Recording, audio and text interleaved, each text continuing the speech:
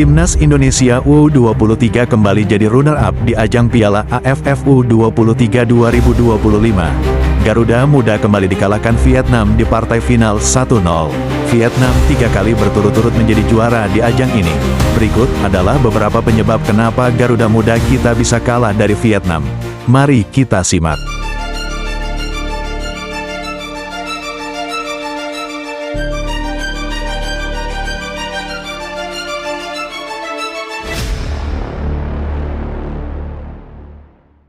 Timnas Indonesia U23 harus puas hanya bisa menjadi runner-up di Piala AFF U23 2025. Garuda Muda gagal juara usai tumbang 0-1 dari Vietnam U23 pada final yang berlangsung di Stadion Utama Gelora Bung Karno, SUGBK, Jakarta, pada Selasa tanggal 29 Juli tahun 2025 malam kemarin. Lantas apa yang membuat tim asuhan Gerald Van den Boeck itu sampai gagal juara? Berikut 5 penyebab Timnas Indonesia U23 kalah dari Vietnam U23 di final Piala AFF U23 2025. Yang pertama adalah terlalu cepat emosi. Para pemain Timnas Indonesia U23 terlalu mudah emosi. Alhasil fokus permainan Timnas Indonesia U23 menjadi ke para pemain Vietnam, bukan ke strategi yang sudah diterapkan. Sebelum melawan Vietnam bisa kita lihat mereka bisa main 1, 2. Ini tidak, main bola ke depan, belakang lagi ke depan, ke belakang lagi. Jadi tidak ada variasi, karena mereka sudah fokus ke lawan.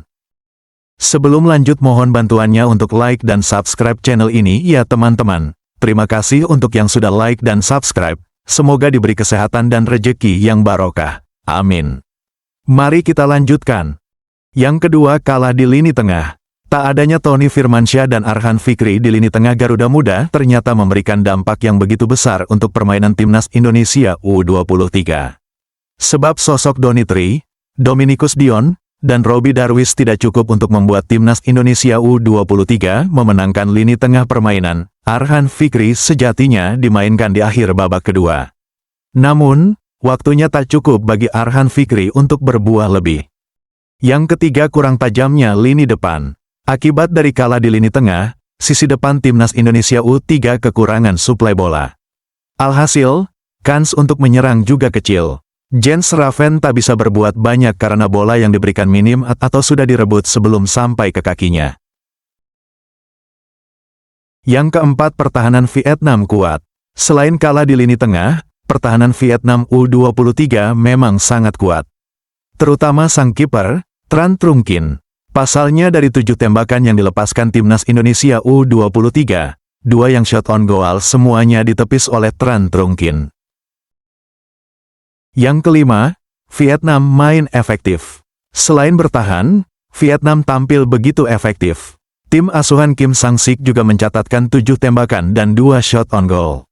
Bedanya dengan Timnas Indonesia U23, Vietnam benar-benar memanfaatkan peluang dengan sangat baik. 2 tembakan tepat ke gawang mereka benar-benar berbahaya, bahkan 1 berhasil berbuah gol di menit 37 berkat aksi Nguyen Chong Puong.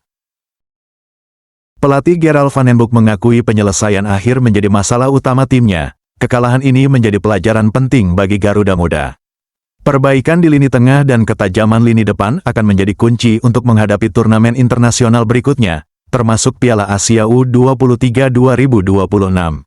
Dengan evaluasi menyeluruh, Timnas Indonesia U23 diharapkan bisa bangkit dan tampil lebih konsisten di ajang berikutnya.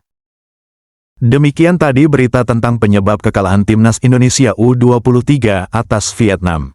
Terima kasih telah menonton video ini. Jika kalian suka, jangan lupa untuk like, share, dan subscribe. Sampai jumpa di video berikutnya.